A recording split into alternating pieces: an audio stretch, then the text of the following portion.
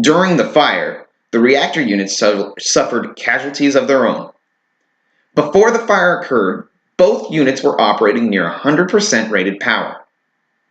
25 minutes after the fire started, emergency cooling equipment began starting erroneously on Unit 1. They were immediately shut back down. Reactor operations continued though, as the fire did not seem to be threatening any systems required for normal operation. Then, the recirculating pump in Unit 1 started to decrease in speed due to the fire. This lowered Unit 1's power output about 700 megawatts. The operator began discussing the need to shut down Unit 1 with the personnel in the control room.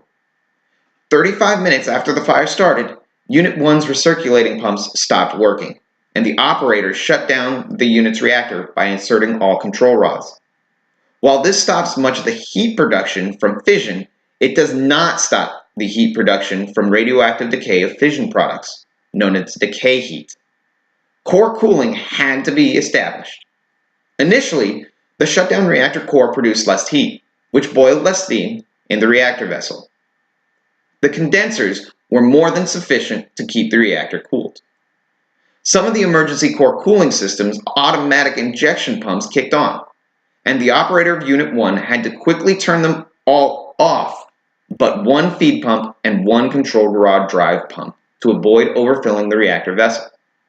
Shortly afterwards, though, the main steam isolation valves closed and could not be reopened. This secured the feed water pumps and left only the small capacity control rod drive pump operating to provide cooling water to remove decay heat. The relief valves began to automatically control pressure, and water inventory in the reactor vessel began to decline. The control rod drive pump could not make up enough water, and the operators attempted to initiate some of the emergency core cooling systems to inject more water into the core. The fire had damaged the control pumps for the high-pressure coolant injection pumps, which made them unavailable. The feed water pumps and the reactor core isolation cooling pumps were steam-driven and could not be used normally with the main steam isolation valves shut. This made the obvious choice the low-pressure condensate pumps and the condensate booster pumps. These could only discharge at about 350 pounds, though, and the reactor vessel pressure had exceeded this by far. In order to depressurize the vessel, the operators manually opened the reactor vessel's safety relief valves to relieve steam. By 2 p.m., the condensate pumps could provide cooling water to the reactor vessel. The relief valves were left open to maintain a low pressure in Unit 1's reactor vessel. Though this was not an approved method of providing prolonged cooling to the shutdown reactor, it was more than sufficient to provide the cooling that was required at the time. At 6 p.m., manual control of the relief valves was lost, and the pressure in Unit 1's reactor vessel slowly began to rise. The condensate pumps could no longer supply cooling water to the core. After the fire was out, the problem with the relief valves was discovered, and manual control of the relief valves was restored by temporary repairs at 9:50 p.m. Conventional means of cooling the reactor were not established until 4:30 a.m. the next day. Unit 2 began having its own difficulties around 1 p.m. when indications began showing that there was a failure in the DC power supplies for the reactor protection systems. The plant was immediately shut down. Automatic initiation of the emergency core cooling system pumps initiated and were secured due to fluctuating water levels in Unit 2's reactor vessel. When the water level was high, the operator secured all feed pumps. The main steam isolation valve shut at 1:03 p.m. By 1:10, additional emergency core cooling systems were initiated to provide cooling water and maintain pressure in Unit 2's reactor vessel. At 1:20 p.m., manual control of Unit 2's relief valves were lost. Cooling would become harder to provide, and pressure steadily began to increase. The operators could no longer control the reactor pressure, but the relief valves were still working automatically. So while pressure rose, it would stay at a safe level.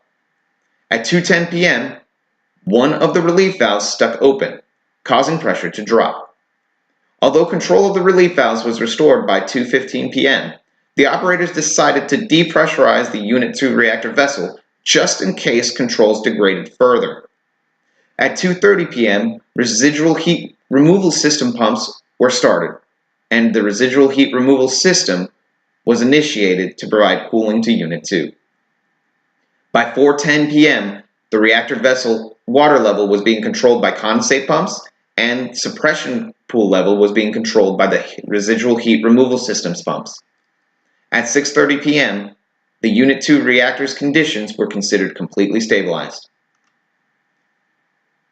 During the fire, 117 conduits, 26 cable trays, and 1,611 total cables were damaged.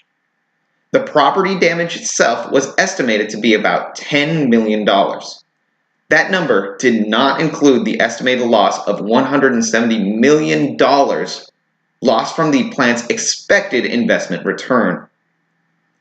This also did not include the cost of electrical replacement power for the plant that would have to be shut down. The plant would have to buy $300,000 to $500,000 of electricity from other plants per day and would be shut down for 18 months. After those 18 months, the plant was officially ready to be brought back onto the grid. Overall, the fire would cost the Tennessee Valley Authority somewhere between $380 million to $450 million. But this wasn't the biggest cost. The biggest cost was the loss of the Nuclear Regulatory Commission's confidence in their approach towards fire safety. Not only did the fire prove to affect the operations of the plant, it disabled multiple redundant safety systems required for plant shutdown. The Nuclear Regulatory Commission knew that its unspecific stance towards fire safety would have to end immediately. In conclusion, we explained the maintenance that led to the fire, reviewed the major events during the fire, and explored the immediate cost of the fire.